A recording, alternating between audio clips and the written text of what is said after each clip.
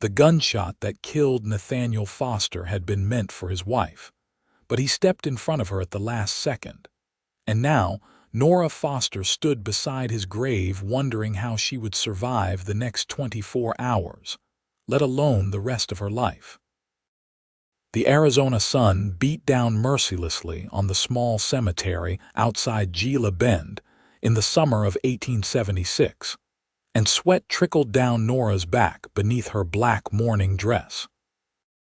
She was 23 years old, a widow with no family, no money, and a debt to the bank that Nathaniel had taken out 6 months ago to buy seed that never sprouted in the unforgiving desert soil. The banker, Mr. Jessup, stood at the edge of the gathering, watching her with cold eyes that promised he would come collecting soon. The man who had fired that shot, a drifter named Coleman, had been run out of town, but the damage was done. Her husband was dead and she was alone. The other mourners dispersed quickly after the service. Death was common enough in Arizona territory that people did not linger long in its presence. Nora remained, staring at the fresh mound of earth, trying to comprehend that Nathaniel lay beneath it. They had only been married 8 months. It had not been a love match, exactly. Nora had been desperate to leave her position as a servant in a brothel in Tucson, and Nathaniel had needed a wife to help him prove up his homestead claim. But he had been kind to her and she had been grateful, and perhaps in time it might have become something more. Now she would never know. Mrs. Foster. The voice startled her. She turned to see Mr. Jessup approaching, his round face red from the heat. "I am sorry for your loss, truly I am. But business is business. The loan payment is due in 2 weeks. $100. $100 might as well have been 1,000. Nora had exactly $3.50 to her name. "I need more time," she said, hating the tremor in her voice. "Time is not something I can extend indefinitely." Mr. Jessup pulled out a handkerchief and mopped his brow. "If you cannot make the payment, I will have to take possession of the property. You understand?" "Where am I supposed to go?" The question came out sharper than she intended. "That is not my concern, Mrs. Foster. I suggest you find employment or perhaps remarry quickly. A woman alone in this territory does not have many options." He tipped his hat and walked away, leaving Nora standing beside her husband's grave with rage and fear warring inside her chest. She walked back to the small adobe house that had been hers and Nathaniel's, her mind spinning through impossible scenarios. She could try to find work in town, but Gila Bend was small and opportunities for respectable employment for women were scarce. She could return to Tucson, but the thought of going back to that life made her stomach turn. She could try to contact distant relatives she had not seen since childhood, but pride and practicality both told her that was a dead end. She had left Illinois 10 years ago when her parents died of fever, and the aunt who had grudgingly taken her in had made it clear she was an unwanted burden. At 16, Nora had struck out on her own, and every year since had been a struggle for survival. The house felt empty and strange. Nora removed her mourning bonnet and sat at the rough wooden table Nathaniel had built. She put her head in her hands and allowed herself to cry, great racking sobs that shook her whole body. She cried for Nathaniel, for herself, for the future that had seemed almost within reach and now was torn away. When the tears finally subsided, she felt hollowed out but slightly clearer-headed. She could not fall apart. She had survived worse than this. She would find a way. The next morning, Nora put on her most respectable dress, a faded blue calico, and walked into town. Gila Bend was not much to look at, just a collection of buildings clustered along the Gila River where it bent sharply, hence the name.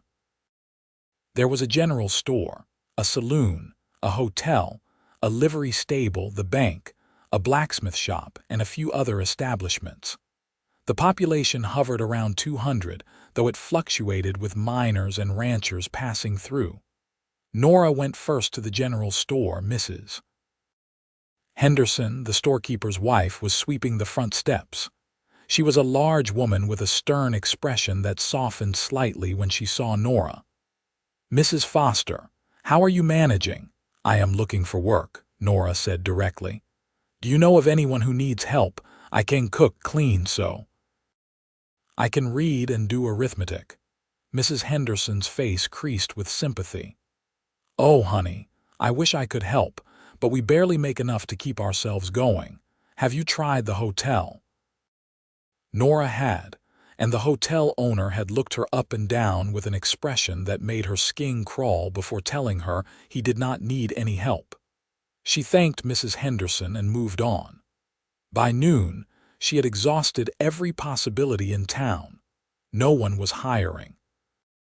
The saloon owner had offered her a position as a percentage girl, which was a polite term for something Nora was desperate to avoid. She was walking back toward her house, defeated and frightened, when she heard raised voices near the livery stable. A crowd had gathered, and Nora's curiosity got the better of her exhaustion. She approached and saw two men facing each other in the dusty street. One was a local rancher named Tom Hobbs, a man with a reputation for a mean temper and heavy fists. The other was a stranger, tall and lean, wearing dusty traveling clothes and a hat pulled low over his eyes. "I am telling you that is my horse," the stranger said. His voice was calm, but there was steel underneath. "And I am telling you I bought this horse fair and square from a man 3 days ago," Hobbs snarled. "You calling me a thief? I am calling the man who sold it to you a thief. That horse has a brand on his right flank. My brand. He was stolen from me in New Mexico 2 weeks back." Nora craned her neck to see the horse in question, a handsome bay gelding with intelligent eyes. Even from a distance, she could see the brand the stranger mentioned. Hobbs stepped closer to the stranger, his face flushed with anger. "I paid good money for that animal. If someone cheated me, that is between me and him. The horse is mine now." The stranger did not back down. "The law says stolen property should be returned to its rightful owner. I can prove he is mine. He has a scar on his right foreleg, shaped like a crescent moon, from tangling with barbed wire when he was a colt. And he will come when I whistle, but only to a specific tune my father taught me. I do not care if he does a dance. I paid for him and I am keeping him." Hobbs's hand moved toward the gun at his hip. The stranger's eyes narrowed, and Nora realized with a start that he was quite young, probably not much older than she was. His face was tanned and weathered, but his features were fine, almost handsome despite the dust and stubble. "I do not want trouble," he said, "but I will not walk away from my horse. Cisco and I have been together since he was born. He is all I have left of my father's ranch." "Then you should have taken better care of him," Hobbs said, and his hand closed around the grip of his pistol. Without thinking, Nora stepped forward. "Wait!" Her voice cut through the tension. Both men turned to look at her, along with everyone else in the crowd. She felt heat rise in her cheeks but forced herself to continue. "Mr. Hobbs, if the horse truly has the scar and responds to this man's whistle, then clearly it is his horse. You were cheated by the man who sold him to you, and that is unfortunate, but it does not give you the right to keep stolen property." Hobbs glared at her. "This is not your business, Widow Foster. Go home." The dismissal stung, but Nora held her ground. "It becomes everyone's business when guns are drawn in the middle of town. Sheriff Rollins would agree with me." She looked around. "Where is the sheriff?" "Gone to Yuma for the week," someone called out. Of course he was. Nora turned to Hobbs. "Let the stranger prove his claims. If the horse does not have the scar and does not respond to the whistle, then it is yours and he will leave. If the horse does respond, then you return him and take up your grievance with the man who sold him to you. That is the fair and lawful solution." Hobbs looked like he wanted to argue, but the crowd was murmuring agreement. Public opinion was turning against him. He spat in the dust. "Fine. But when that nag does not know him, I will expect an apology." The stranger walked slowly toward the horse, which was tied to a post outside the livery. Cisco's ears pricked forward and his nostrils flared. The stranger stopped a few feet away and put his fingers to his lips. He whistled a tune, slow and melodic, unlike any Nora had heard before. The horse nickered, tossed his head, and pulled against the rope. The stranger moved closer and the horse nuzzled his shoulder. Then the stranger crouched down and examined the right foreleg, running his hand gently over the fur. He looked up at the crowd. "The scar is here, just as I said."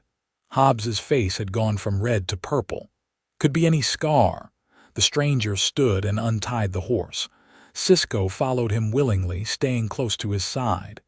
"You know this is my horse. I am taking him. If you have a problem with that, you can take it up with the law when the sheriff returns. But I think he will side with me." For a moment, Nora thought Hobbs might actually pull his gun, but the man seemed to realize he had lost the support of the crowd. With a curse, he turned and stomped away, shoving through the onlookers. The tension broke, and people began to disperse, already moving on to the next piece of gossip. The stranger led Cisco toward Nora. Up close, she could see that his eyes were a striking light brown, almost amber, and they were fixed on her with an intensity that made her breath catch. "Thank you," he said. "You did not have to do that." "It was the right thing to do," Nora replied. "I am glad it worked out." He extended his hand. "Fletcher Reed. Folks call me Fletcher." She shook his hand, noting the calluses and the strength of his grip. "Nora Foster. I owe you, Mrs. Foster." He glanced at her mourning dress. "I am sorry for your loss. Thank you." She hesitated, then asked, "Where are you headed, Mr. Reed?" "Just Fletcher, please. I am not sure yet. I have been tracking Cisco for 2 weeks. Now that I have him back, I suppose I need to figure out what comes next." He rubbed the back of his neck, a gesture that spoke of weariness. "My family's ranch in New Mexico went under last year. Drought killed most of the cattle, and we could not make the loan payments. My father died shortly after we lost the place. Heart just gave out. My mother passed when I was a boy, and I have no siblings. So it has just been me and Cisco, drifting." The echo of her own situation was so clear that Nora almost laughed. 2 people with no future, standing in the dusty street of a nowhere town. "I understand," she said quietly. "My husband died 3 days ago. I am about to lose our home because I cannot pay the bank. I do not know what I am going to do either." Fletcher's expression shifted from polite sympathy to something deeper, more genuine. "That is rough, real rough. You have family you can go to." "No, no one." Saying it out loud made it feel even more real and terrifying. They stood in silence for a moment. Cisco nuzzled Fletcher's shoulder again, and Fletcher stroked the horse's nose absently. Nora noticed that his clothes, though dusty, were well made and carefully mended. His boots were worn but of good quality. He had been someone before life knocked him down, just as she had been striving to become someone before fate intervened. "Mrs. Foster," Fletcher said slowly, as if an idea was forming as he spoke. "I know this might sound strange, given that we just met, but I have a proposition, or maybe an offer, or maybe just a thought that might be crazy. I am listening." At this point, Nora was willing to consider almost anything. "I have a little money saved, not a lot, but some. Enough to maybe help with your loan payment. And I am handy with my hands. I can fix things, build things. I worked my father's ranch from the time I could walk. I know horses, cattle, farming, all of it." He paused, seeming to gather his courage. If you need someone to help you keep your place, to work the land and make it profitable, I could do that. In return, I would have a place to stay and food to eat while I figure out my next move. It would be a business arrangement, all respectable. I could sleep in the barn or build myself a small shack. Nora's mind raced. It was a crazy idea. She did not know this man at all. He could be dangerous, dishonest, or simply incompetent. But what other choice did she have? She had 2 weeks to come up with $100, and she had no prospects. At least Fletcher seemed honest, and he had just demonstrated considerable determination in retrieving his horse. Besides, there was something in his eyes, a straightforwardness and a kindness that made her want to trust him. "Why would you help me?" she asked. "You do not know me." "You helped me," Fletcher said simply. "You did not have to, but you did, and I guess I am tired of drifting.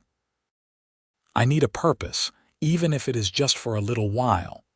Working a homestead, making something grow, that is what I know how to do. It would feel good to do it again." Nora considered. The alternative was losing everything and ending up destitute, possibly forced into work she did not want to even contemplate. If Fletcher proved untrustworthy, she would be no worse off than she already was. But if he was genuine, he might be her only chance. "All right," she said. "But I need to be clear about expectations. This would be a business arrangement, as you said. You would have your own space, and we would work together to make the homestead profitable. Any money earned would be split fairly. And if either of us wants to end the arrangement, we can do so with a week's notice." "That sounds more than fair," Fletcher said, and a smile broke across his face, transforming it. He was, Nora realized, quite handsome when he smiled. "I promise you will not regret this, Mrs. Foster. Call me Nora. If we are going to be working together, we should use first names." "Nora," he repeated, as if testing how it sounded. "All right, show me this homestead of yours." They walked together out of town, Fletcher leading Cisco. Nora found herself talking more than she had in weeks, explaining about Nathaniel, about the failed crops, about the debt and Mr. Jessup's deadline. Fletcher listened intently, occasionally asking questions. By the time they reached the small adobe house and the dry fields surrounding it, Nora felt as if she had known him longer than an hour. Fletcher surveyed the property with a critical eye. The house was small but solidly built.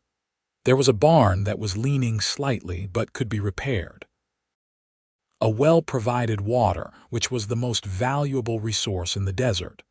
The fields looked barren, but Fletcher knelt and picked up a handful of soil, letting it sift through his fingers. "The soil is not bad," he said. "It just needs the right crop and proper irrigation." "What did your husband plant?" "Wheat. He thought it would grow because he had seen it in Kansas, where he was from." Fletcher shook his head. "Wheat needs a lot of water and the right climate. This is desert, but there are things that will grow here. Beans, squash, some varieties of corn. And there is grazing land. You could raise a few head of cattle or goats. With the right approach, this place could support you." "Support us," Nora corrected. "If you are staying." "Us," Fletcher agreed. "First things first, though, how much money do you have toward the loan payment?" $3.50. Fletcher pulled a small leather pouch from his pocket and counted out coins. "I have $62, so together we have about 65. We need another 35. How are we going to get that in 2 weeks? We work hard. I can hire myself out for day labor. The ranches around here always need extra hands, and we can sell anything we do not absolutely need. We will make it work, Nora, I promise." His confidence was infectious. For the first time since Nathaniel's death, Nora felt a flicker of hope. "All right. Let us get started." The next 2 weeks were the hardest Nora had ever worked, and that was saying something given her life. Fletcher rose before dawn every day and rode Cisco to neighboring ranches, offering his labor. He mended fences, broke horses, helped with branding, and did whatever else was needed. He came home each evening exhausted and dusty, but he always had a few dollars in his pocket. Meanwhile, Nora went through the house with ruthless efficiency, identifying everything that could be sold. She parted with Nathaniel's pocket watch, his extra boots, her own few pieces of jewelry, and even the good cookware. It hurt to let go of these things, but survival mattered more than sentiment. In the evenings after Fletcher returned, they worked together on the homestead. Fletcher repaired the barn, reinforcing the walls and replacing rotten boards. He dug irrigation channels from the well to the fields, preparing for the next planting season. Nora cooked meals for both of them, simple fare but nourishing, and mended Fletcher's clothes when they tore. They fell into a rhythm, a partnership born of necessity but growing into something more comfortable and natural with each passing day. They talked during those evenings, sharing stories of their pasts. Nora learned that Fletcher was 25 and had dreamed of expanding his father's ranch, of building something lasting. The loss of it had devastated him, but he spoke of his father with love and respect. Fletcher learned that Nora had always wanted a home of her own, a place where she belonged, and that her marriage to Nathaniel had been as much about that dream as anything else. "You think that is wrong?" Nora asked one evening as they sat on the porch, watching the sun set over the desert in shades of orange and purple. "Marrying for practical reasons. I think survival is not wrong," Fletcher said. "And I think wanting a home is one of the most human things there is. Love is wonderful when it happens, but partnership and respect matter too. Maybe they matter more in the long run. Did you ever come close to marrying?" Fletcher was quiet for a moment. "There was a girl back in New Mexico, Maria. We talked about it. But her family did not approve of me, thought I was not ambitious enough. When the ranch went under, she married someone else, a merchant's son. I do not blame her. She needed security. I am sorry. It is all right. I think maybe we were not right for each other anyway. I wanted a partner, someone to build a life with. She wanted someone to take care of her. Those are not the same thing." He looked at Nora. "You strike me as someone who wants to build, not just be taken care of." "I have never had the luxury of being taken care of," Nora said. "I have been on my own since I was 16. But yes, I want to build. I want to create something that lasts. Then we want the same thing." On the morning the loan payment was due, Fletcher and Nora counted their money. They had $98.20. They were still short. "We will ask Mr. Jessup to accept a partial payment," Fletcher said. "We will promise the rest within another week. I have been offered steady work at the Thompson Ranch starting next week. The pay is good. Do you think he will agree? We will make him agree." They walked into town together, and Nora felt less afraid with Fletcher beside her. There was a steadiness to him, a quiet strength that bolstered her own courage. When they entered the bank, Mr. Jessup looked surprised to see them together. "Mrs. Foster, I was about to send someone out to your place. Do you have the payment?" Nora placed the money on his desk. $98.20. We will have the remainder in 1 week. Mr. Jessup counted the money, his eyebrows rising. "This is impressive, Mrs. Foster. I confess I did not think you would come close." His gaze shifted to Fletcher. "And who are you?" "Fletcher Reed. I work Mrs. Foster's homestead. I am helping her get back on her feet." "I see." Mr. Jessup's tone was skeptical. "And you expect me to extend the loan for another week based on a promise?" "Yes," Fletcher said flatly. "We have demonstrated good faith. We have nearly the full amount. 1 more week is reasonable." Mr. Jessup drummed his fingers on the desk. "Normally, I would say no. But I admire your initiative, Mrs. Foster. You have done more than I expected. Very well. 1 week. But if you do not have the full amount at that time, I will proceed with foreclosure immediately. No further extensions." "Understood. Thank you, Mr. Jessup," Nora said. Outside the bank, Fletcher let out a breath. "That was easier than I expected. We are not done yet. We still need to come up with the rest. We will, trust me." And Nora realized she did trust him. This man who had been a stranger 2 weeks ago had become someone she relied on, someone she believed in. It was a strange feeling, but not an unwelcome one. Fletcher worked the Thompson ranch for the next week, and Nora continued to manage the homestead. She also took in some sewing from Mrs. Henderson, who spread the word that Nora did good work. It was not much, but every little bit helped. On the 6th day, Fletcher came home with an excited expression and an extra $20. One of Mr. Thompson's horses had colic. I managed to save him, walked him all night to keep him moving until the blockage cleared. Mr. Thompson was so grateful he gave me a bonus. We have enough now, Nora. We made it. Nora felt tears prick her eyes. They had done it. Against all odds, they had saved the homestead. She threw her arms around Fletcher without thinking, and he hugged her back, lifting her slightly off the ground. When he set her down, they stood very close, and Nora became acutely aware of the warmth of his body, the way his eyes crinkled at the corners when he smiled. "Thank you," she whispered. "I could not have done this without you." "We did it together," Fletcher said. His hand came up to cup her cheek, his thumb brushing away a tear she had not realized had fallen. "Nora, I know we agreed this was just a business arrangement, but I have to be honest with you. These past weeks, getting to know you, working beside you, I have come to care about you, more than I probably should." Nora's heart was pounding. "Fletcher, you do not have to say anything," he interrupted gently. "I just needed you to know. Whatever you decide about the future, about what happens next, I respect it. But I want to stay, not just to work the homestead, but to be here, with you." Nora looked up into his amber eyes and saw sincerity, hope, and something deeper that made her breath catch. She had been alone for so long, fighting for every scrap of security and dignity. She had married Nathaniel out of desperation, and though she had cared for him, she had never felt this pull, this sense that she was standing on the edge of something important. "I care about you too," she admitted.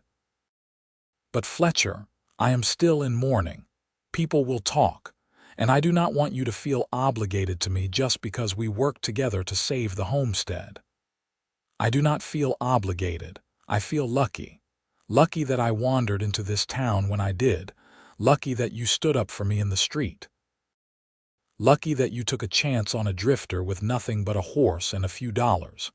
He took her hands in his. "I am not asking you to marry me tomorrow, Nora. I am just asking for a chance. Let me court you properly. Let us see where this goes. If you decide I am not the right person, I will accept that and we will remain friends and partners. But I think we could be more. I think we could be really good together." "I think so too," Nora said softly. "But we should take it slow. Give people time to adjust to the idea." "As slow as you want," Fletcher agreed. "Our future starts right now together, Nora. Not as strangers working to survive, but as two people who choose to build something real." The words settled over Nora like a warm blanket. Our future starts right now together. It was a declaration and a promise, and it made her feel less alone than she had in years. "All right," she said. "Let us see where this goes." Fletcher smiled, that transforming smile that lit up his whole face. "I am going to make you happy, Nora Foster. I swear it." They paid off the loan the next day, and the sense of relief was overwhelming. The homestead was secure, at least for now. But more than that, Nora felt like she had turned a corner. She was no longer just surviving. She was beginning to live. Over the following months, Fletcher and Nora worked to make the homestead profitable. Fletcher's instincts about what would grow in the desert proved correct. They planted beans and squash, and the crops thrived with proper irrigation. Fletcher bought a few goats with his earnings, and the animals provided milk and cheese that Nora could sell in town. They also acquired 3 chickens, and the fresh eggs were a welcome addition to their diet. True to his word, Fletcher courted Nora properly. He brought her wildflowers from the desert, their brilliant colors a stark contrast to the muted browns and tans of the landscape. He carved her a small wooden box with a lid that fit perfectly, and Nora used it to store her few precious belongings.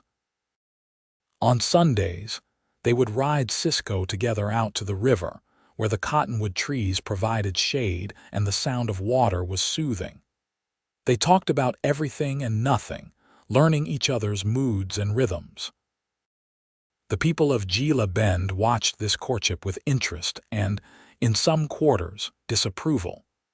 It had only been 3 months since Nathaniel's death, and some felt Nora should observe a longer mourning period. But others, particularly the women who understood how precarious a woman's position could be, were more sympathetic. Mrs. Henderson became a quiet ally, defending Nora when gossip turned cruel. Nora found that she did not care as much about the gossip as she might have expected. For the first time in her life, she was happy, genuinely, deeply happy. Fletcher made her laugh with his dry observations about the world. He listened when she talked, really listened, and remembered the things she said. He was patient and kind, but also strong and capable. She felt safe with him, but more than that, she felt seen. 6 months after they met, on a cool evening in December, Fletcher asked Nora to marry him. They were sitting on the porch, wrapped in blankets against the desert chill. The stars were brilliant overhead, countless pinpricks of light in the vast darkness. "Nora," Fletcher said, "I know it has not been very long, but I am certain about this, about you, about us. I want to spend my life with you. I want to build this homestead into a real ranch, raise children here, grow old together. Will you marry me?" Nora had known this question was coming, and she had already decided on her answer.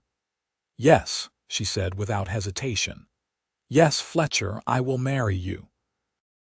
He kissed her then, a slow, sweet kiss that tasted of promise and new beginnings.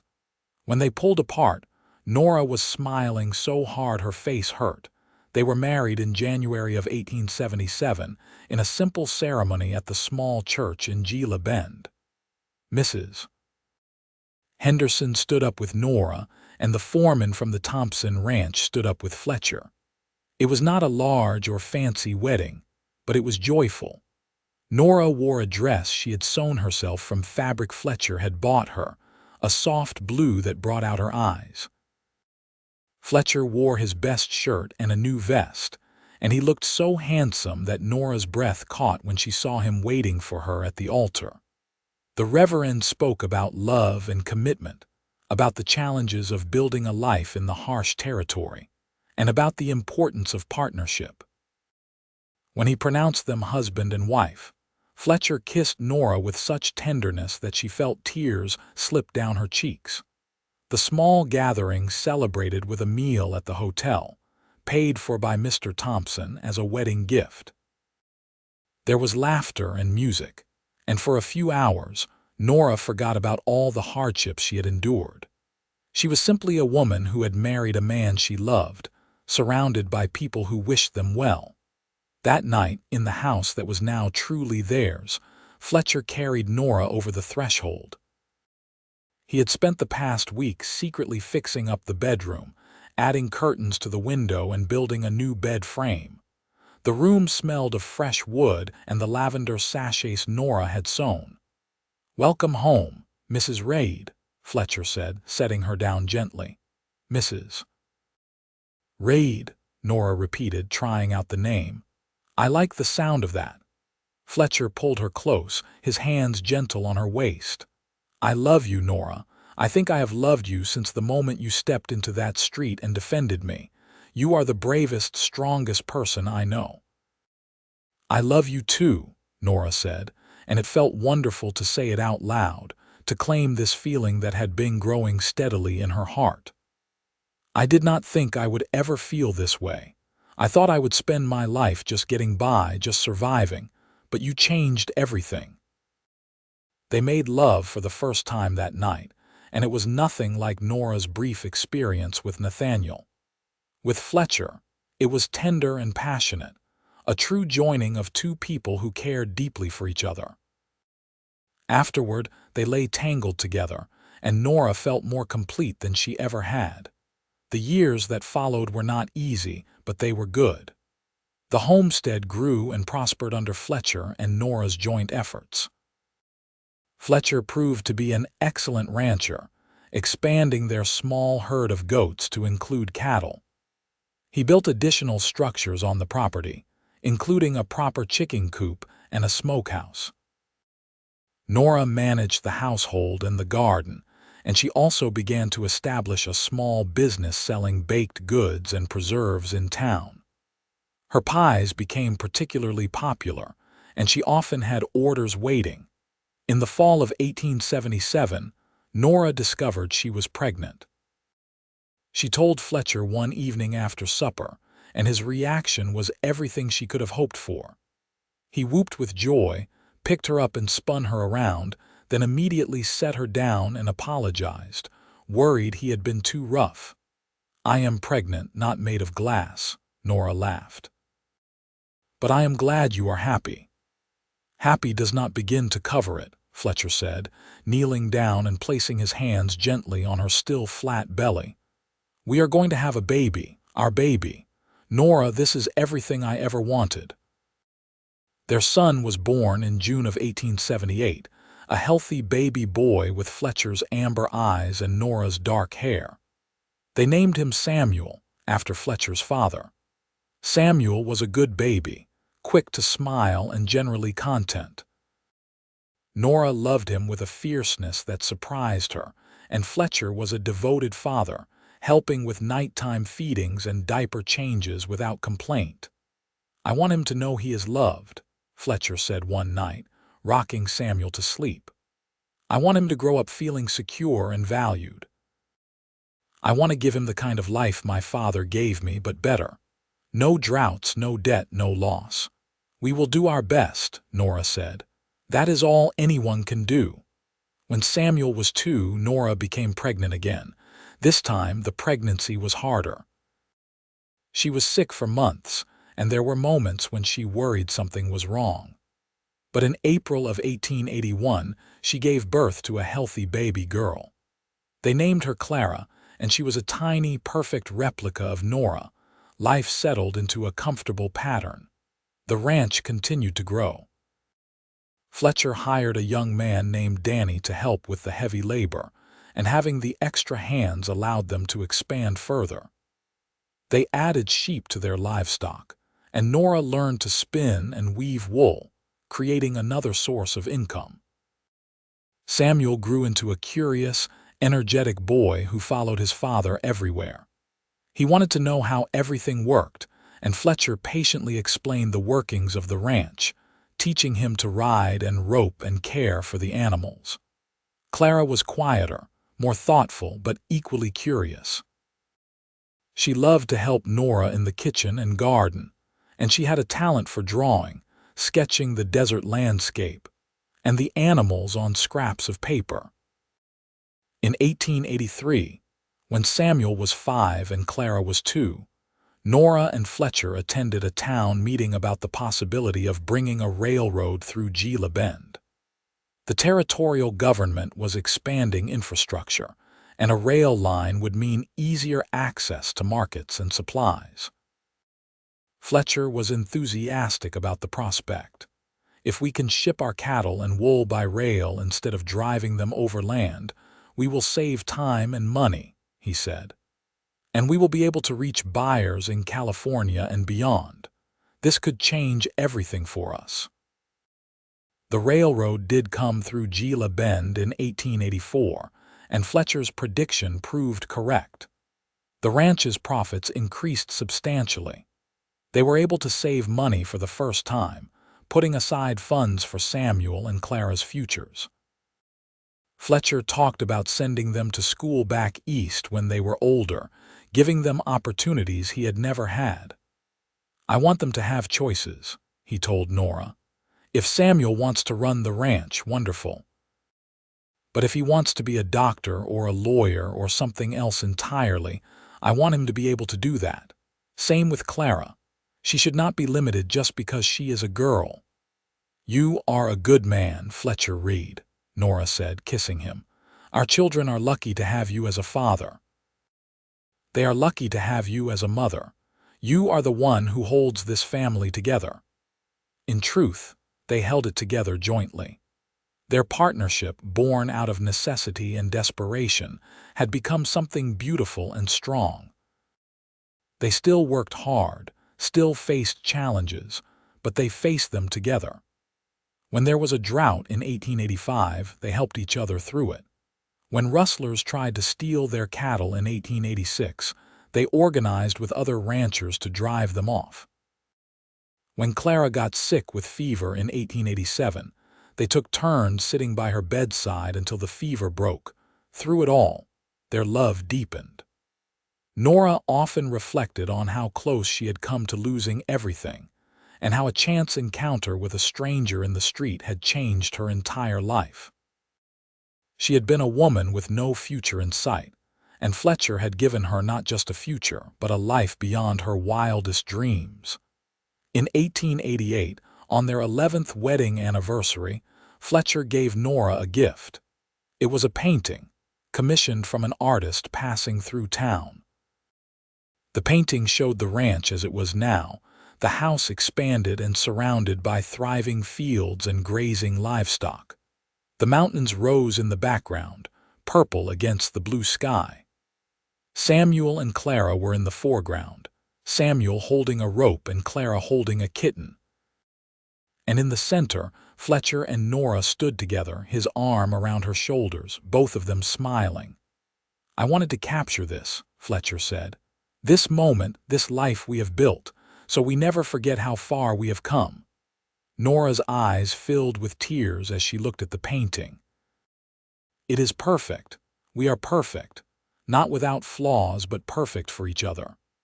"That is all I ever wanted," Fletcher said, "to be perfect for someone and to have them be perfect for me. Thank you for taking a chance on a drifter, Nora. Thank you for trusting me when you had no reason to." "Thank you for seeing me when I felt invisible," Nora replied. "Thank you for giving me a future when I could not see one." They kissed, and Samuel and Clara, who had been playing outside, came running in to see the painting. Samuel was 9 now, tall for his age and already showing signs of becoming as handsome as his father. Clara was 6, a serious little girl with a sharp mind and an artist's eye. "That is us," Clara exclaimed, delighted. "We look so nice." "We look like a family," Samuel said, and there was satisfaction in his voice. "We are a family," Fletcher confirmed, pulling both children into a hug. "The best family I could imagine." As the years continued to pass, the ranch became one of the most successful in the area. Fletcher's reputation as a fair and skilled rancher grew, and he was often consulted by neighbors on matters of livestock and land management. Nora became known for her generosity, always willing to help families in need, whether with food, money, or simply a sympathetic ear. She remembered what it was like to have nothing, and she never wanted anyone else to feel that desperate. Samuel, as expected, took to ranching naturally. By the time he was 15, he was doing the work of a full hand. But he also had his father's thoughtfulness and his mother's compassion.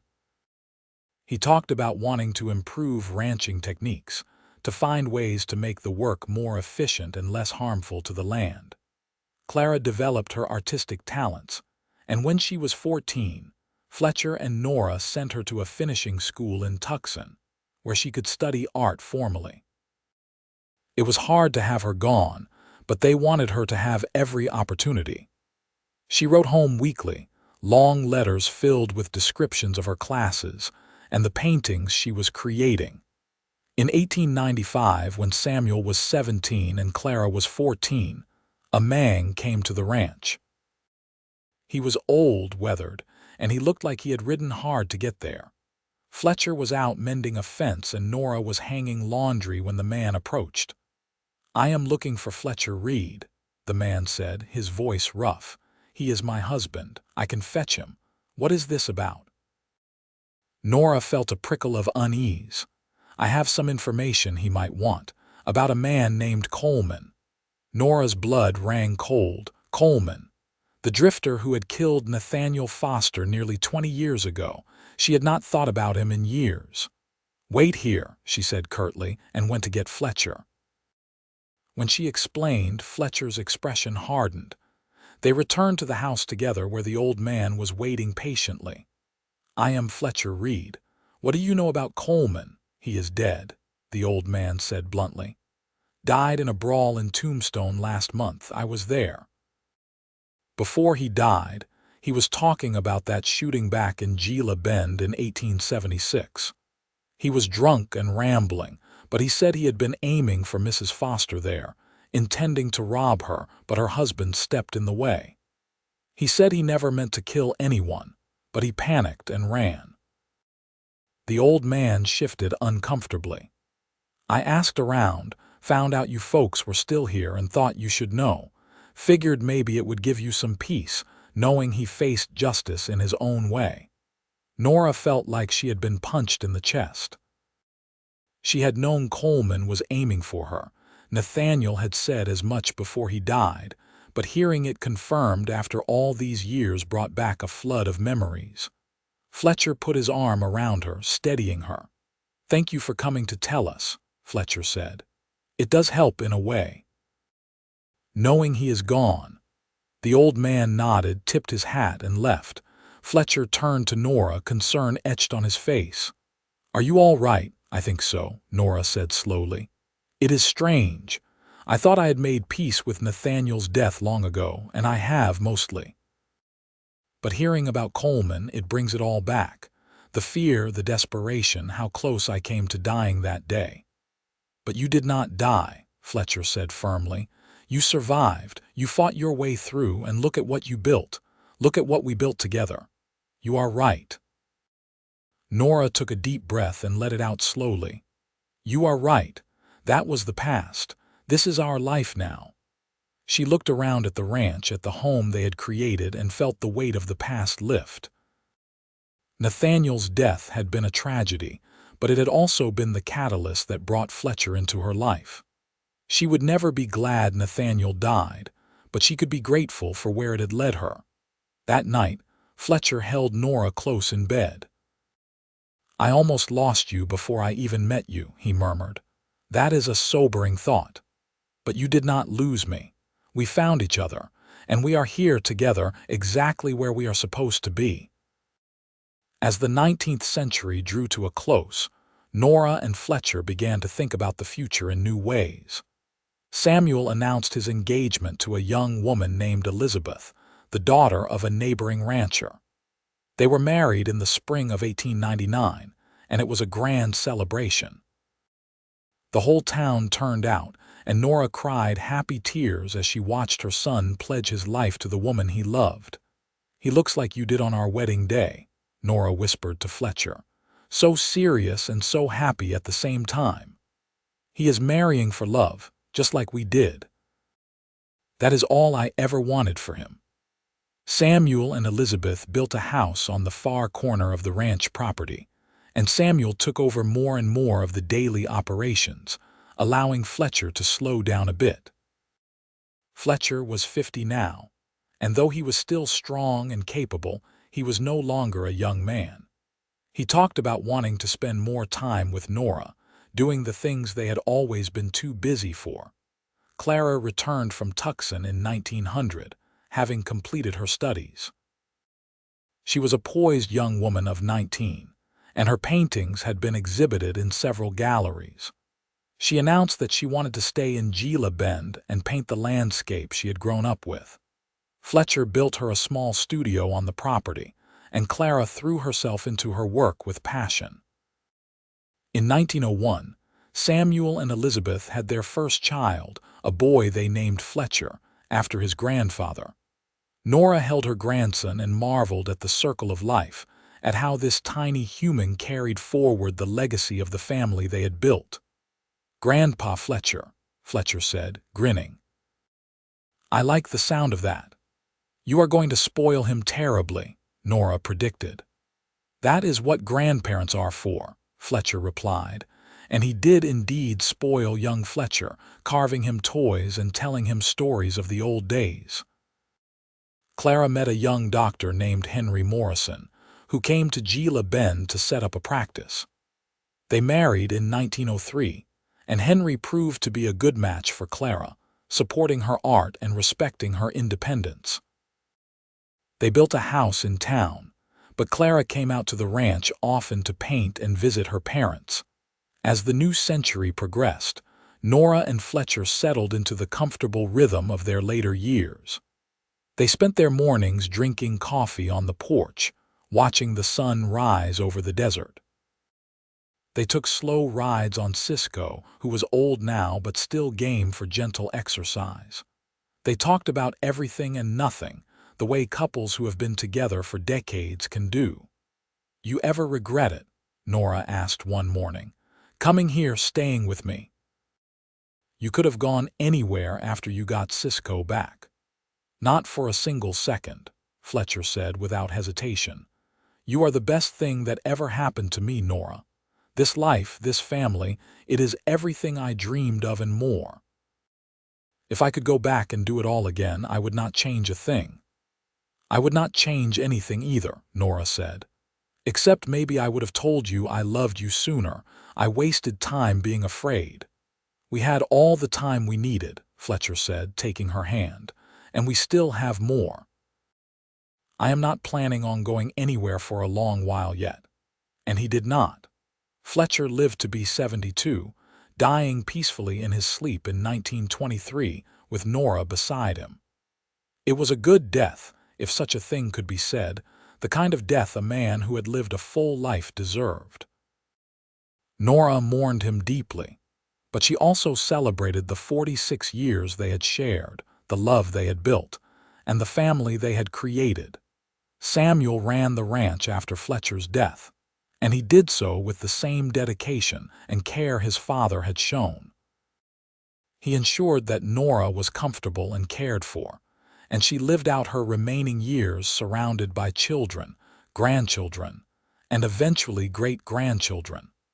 Nora passed away in 1931, at the age of 78.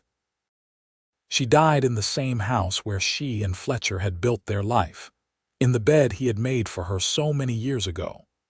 Her last thoughts were of that day in the street, when a stranger with amber eyes had looked at her and seen someone worth helping, someone worth believing in. The night before she died, she had gathered her family around her. Samuel was there, gray-haired and weathered but still strong.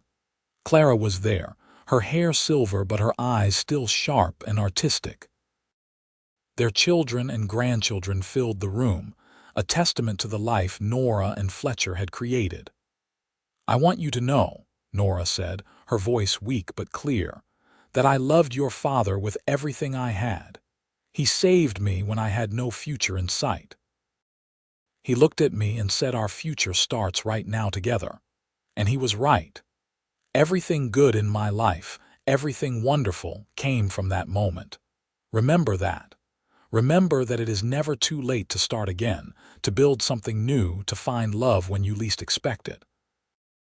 Samuel squeezed her hand. "We will remember, Mama. We promise." And they did. The story of Fletcher and Nora became family legend, passed down through generations. The ranch continued to thrive, eventually growing into one of the largest and most successful in Arizona.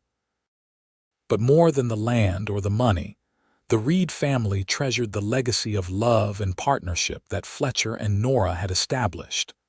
The painting Fletcher had commissioned hung in the main house for over a century, a reminder of where it all began. In it, Fletcher and Nora stood together, young and strong, surrounded by the life they were building. And if you looked closely at their faces, you could see it. The love, the determination, and the absolute certainty that they had found in each other exactly what they needed. Years after both Fletcher and Nora had passed, when Samuel was an old man himself, he would sit on the porch of the ranch house and tell his great-grandchildren the story. He told them about the day his mother had no future, and a cowboy with nothing but a horse and some courage had offered her everything.